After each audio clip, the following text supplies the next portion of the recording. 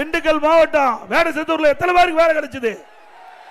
ஆனா ஸ்டாலின் பேசுறாரு 77%, 32 லட்சம் பேர்ல 77% புரிந்துணர்வு ஒப்பந்தம் நிறைவேற்றப்பட்டு சொன்னால் 32 லட்சம் பேருக்கு வேலை கிடைக்கும் என்று சொன்னால் அதில் 75% பார்க்கின்ற பொழுது 25 லட்சம் பேருக்கு தமிழகத்திலே விடியா திமுக ஆட்சியிலே இன்றைக்கு இந்த தொழில்துறை மூலமாக வேலை கிடைத்திருக்க வேண்டும்.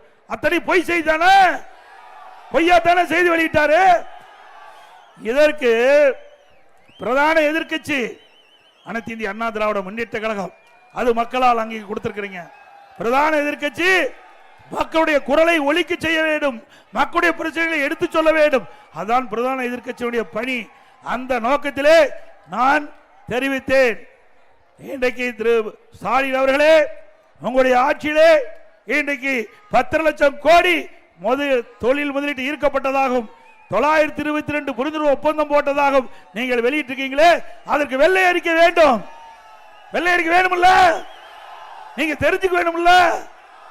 அப்படி தெரிஞ்சா தானே எவ்வளவு தொழில் வந்தது, அந்த தொழிலுடைய நிலைமை என்ன, எத்தனை தொழில் பயன்பாட்டுக்கு வந்திருக்குது, எவ்வளவு நிதி தமிழ்நாட்டுக்கு வந்திருக்குது, தொழில்துறை மூலமாக எவ்வளவு பேருக்கு வேலை கிடைத்திருக்கு என்ற விவரத்தை கேட்டா வெள்ளை காயத்தை காட்டுகிறார்.